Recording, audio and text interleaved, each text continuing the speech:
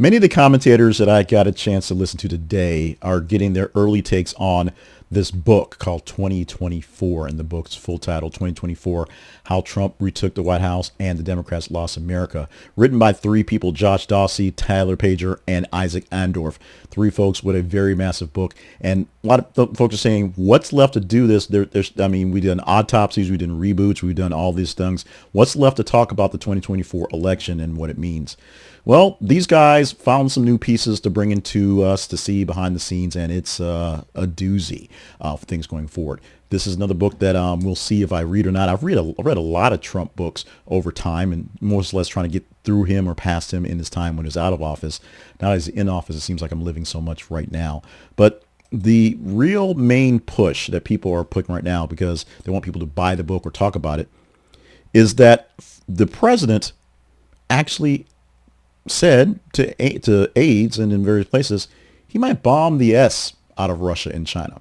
And you know what the S is. I'm just trying to keep it out because hopefully I don't get, shadow banned or demonetized. But essentially a long diatribe with audio that's been played on the television news, so there is some sort of proof it happened. The bad audio you hear in the background where you're at a party, at a fundraiser, and someone's talking and they just have a phone nearby and they pick it up, or maybe a journalist talking to some aides, talking to some people in a private moment that was picked up by folks where he said these things. The editors of the book exactly are trying to put together the bits and pieces wrapping up the 2024 election, starting with Biden, going into Harris, and of course taking Trump all the way through, in brinksmanship and bringing a broader portrait of Trump's reassession of the aggressive gestures he did to take over the nation, for lack of a better term, and get the presidency, and to basically put the Democrats in their place for quite some time. Maybe not forever, but for some time. The book talks about a threat that surfaces amid the campaign environment. After assassination attempts and rising geopolitical pressure, all the things happening, Trump saw extreme military threats as a leverage. The fact that we had the biggest military, the biggest stick, and we could actually prod some of our big aggressive allies / enemies and make them kind of kowtow, essentially. If we went heavy and hard on Russia and China, they backed down. His version of peace through strength, like we see in Iran. He bombed them, and now they're come to the table for some sort of negotiations. It doesn't confirm actual plans, but like we said, if you go listen to on the internet and go look to your news stations, the ones that don't like Donald Trump, they'll be playing some audio, and I'm watching CNN right now as I'm basically doing this recording. They are interviewing the authors of the book and playing some of the audio and going bits and pieces on the background. Why? Because CNN hates Trump. Yes, we get that. I get that. That's confirmed. We're good with that. But it's also a key part of the narrative that is Donald John Trump and the presidency as it is right now.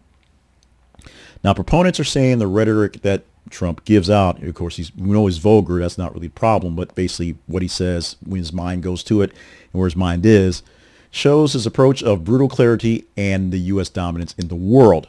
They claim that varying the intensity of threats may have prevented escalation, positioning the U.S. as tough and unwilling to compromise. And for some, that kind of bristling stance can deliver substance, even if it's never carried out. Having the threats, but having the backup to actually put it through, is a good thing. Except opponents don't think so. They think this type of talk, even if it's in private talk, is reckless saber rattling. It's just being a jerk to be a jerk. They say that even verbal threats destabilize, that's the word, the global balance and risk miscalculation and a fray of alliance trust. Suggesting that nuclear or mass bombing scenarios, even hypothetically, I would say, can actually unravel diplomatic things. I don't know why I'm losing myself. Maybe because I got Trump derangement syndrome in my mind. I'm just losing it right now. But you can also provoke counter threats and erode U.S. credibility with the world, the folks that don't hate us so much, by essentially saying we're going to throw bombs at them. The same thing that Russia said to Ukraine, we're just going to throw bombs at them, throw nukes if they get bad enough. Now, this anecdote actually signals a return to some of the overt strategies that we have used in the past. And the courts and the Congress and the voters are debating how to make this thing work. The courts and Congress seem to want these things to happen or let it go. The voters who voted them in are all for it. The voters who didn't are still wondering how we got here. But can we threaten to bomb the S out of someone else and have a blitz show to show our strength? Or is it reckless to say it and even think about doing it? Trump's second term so far has been interesting is one way to say it. Volatile is another way to say it. And it's going to get probably worse in the 3.5 years we have left of this time. It's going to get much more weirder and a bunch more awkward with our allies. But check out the book if you're into books. There's so many out there, and we'll see if this adds to the list of things going on. And in most cases, they give you enough clips and give you enough tips of it so you know what the deal is. They sell it to the bookstores and the places that buy them up to make it a bestseller. And then you really don't think about it until these people pop up as pundits later on. And that's basically what Dawsey, Pager, and Arndorf are essentially doing. Setting them up. They are journalists, but setting up for some more spots as pundits and as contributors down the line. That's what's happening. But it happens with the release or at the expense of Donald Trump, who I'm pretty sure doesn't particularly care that he's seen as a hardline guy with these things here. He probably meant it what he said there and would like to do it anyway and just wish he could say it out loud to Putin and Xi because he can't. What do you think about the possibilities of the words in this book, any other book, tossing things out? And are we going to bomb the S out of China and Russia?